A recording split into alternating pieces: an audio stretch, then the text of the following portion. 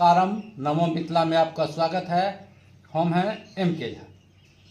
हम अभी मौजूद हैं बथनाहा प्रखंड के जिटगैया गांव में और हमारे साथ अभी मौजूद हैं सामाजिक कार्यकर्ता और बथनाहा विधानसभा से संभावित प्रत्याशी भी हैं राजेश पासवान जी। इनसे हम जन समस्या के मुद्दे पर बातचीत करेंगे और इनसे जानेंगे कि गांव की क्या क्या समस्या है और समस्या का निदान क्यों नहीं हुआ और समस्या का निदान कैसे हो सकता है। राजेश जी, नमो मिथिला में आपका स्वागत है। आपको भी नमस्कार, आपको चैनल के माध्यम से देखने वाले उसको भी नमस्कार, सभी को नमस्कार। तो बताइए क्या समस्या है आपके गांव का, मूलभूत समस्या।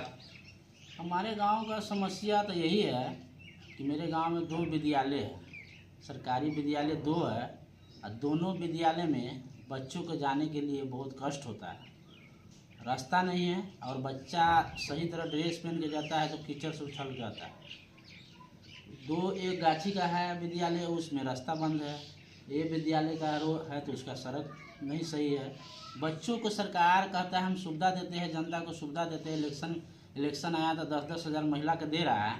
अगर सरकार चाहे तो हर विद्यालय को रास्ता को देने के काम पहले करना चाहिए। वहाँ पर बच्चों का भविष्य वहाँ पर लिखा जाता है और ये तो हो नहीं रहा है। यहाँ को DM साहब को भी हम कस्तूरबा हो गया, कस्तूरबा में सभी छोट समाज के बच्चा रहता है और उसमें कुछ सुविधा दिया हुआ सरकार, सुविधा बच्चों को लाभ मिल नहीं रहा है। इस पर सरकार को ध्यान देना चाहिए। और ये पैसा देने से इससे थोड़ी गरीबी हट जाएगा, किसी को पढ़ाई से गरीबी हटेगा, यही कहते हैं। तो आपके गांव के विद्यालय की समस्या है जी, इसका रास्ता की समस्या है। आखिर रास्ता का समस्या क्यों है, किस कारण रास्ता में जमीन नहीं है या सरकार जमीन है तो सरकार रास्ता नहीं बना रही है? नहीं, सरकार जहाँ पर स्कूल बनना चाहिए तो स्कूल बनना चाहिए। उस दिन पहले सरकार को सोचना चाहिए हम स्कूल बनाते हैं तो रास्ता भी होना चाहिए।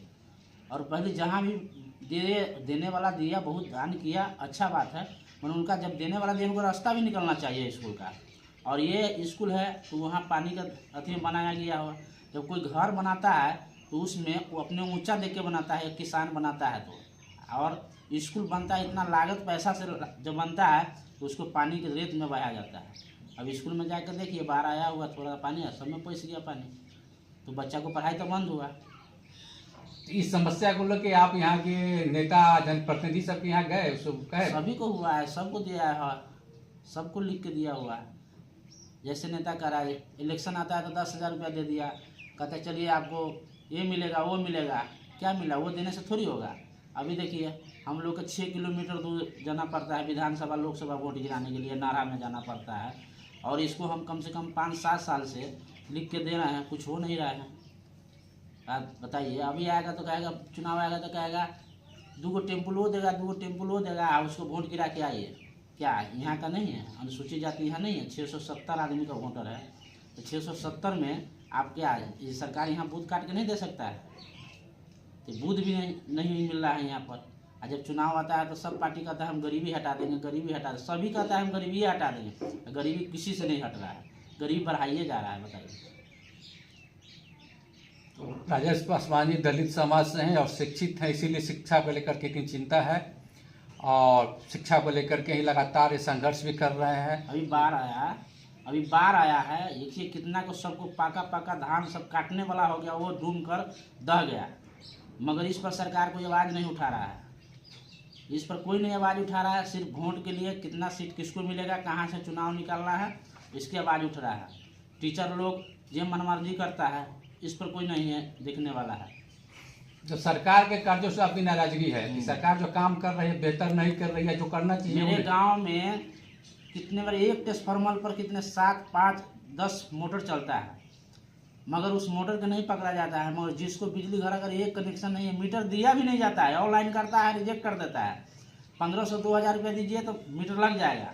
और जिसको गरीब को मीटर नहीं है उसको लाइन पकड़ने तुरंत आ जाता है, मगर उसको मीटर दिया नहीं जाता है। अब बिजली एक ट्रांसफार्मर 63 kV के बार खराब होता है। बताइए, एगो ट्रांसफार्मर के लिए हम लोग को लिख के दिए, सभी को ऑफिस में सब तो दिए, कोई यह देखने वाला नहीं है। अभी देखिए रोड कितना जाने वाला है, आप भी आए हैं माधोपुर से, कितना कष्ट हुआ है। 2 साल नहीं है रोड का। विधायक जी यहाँ का अनिल राम जी 2 साल भी नहीं हुआ है, पूरे रोड का देखिए दह गया रोड। छोटा सा बाढ़ आया रोडे दह गया। यानी आपका आरोप है कि हर काम में भ्रष्टाचार है, भ्रष्टाचार, सही से कोई काम नहीं हो रहा कोई है। काम नहीं हो रहा है। हर जाइए मीटर लेने, हर ब्लॉक में जाइए बगैर पैसा का काम नहीं होता, थाना में जाइए बगैर पैसा का काम नहीं होता है। तो पहले सरकार को, नीतीश कुमार जी को पहले ये देखना चाहिए। और 10-10 हज़ार महिला के दे दिए, 5 साल में कितने महीना होता है बताइए आप? 2-2 सौ का महीना भी नहीं दिया, तभी वोट खरीदने वाला काम ना हो रहा है। चुनाव आएगा ये मुखिया का, इलेक्शन का, तो क्या पैसा बांट रहा है तो उसको पकड़िए। तो ये तो नीतीश कुमार जी या नरेंद्र मोदी जी तो पैसे बांट रहा है, इससे समस्या दूर होगा, गरीबी हटेगा। हम लोग को पढ़ाई होना चाहिए, रोजगार होना चाहिए, फैटिक होना चाहिए। हम लोग दूसरे राज्य में जाते हैं तो मारपीट उनको किया जाता है, गर्म पानी उजिल दिया जाता है। तमिलनाडु में गर्म पानी उजिल दिया गया, नहीं ड्यूटी गया एक दिन बंदा, तो मरीज सब पर नहीं देख रहे हैं। हम लोग बिहार को लेबर क्लास को बनाया, लेबर क्लास में रखेगा। ठीक है, आपका बहुत बहुत धन्यवाद।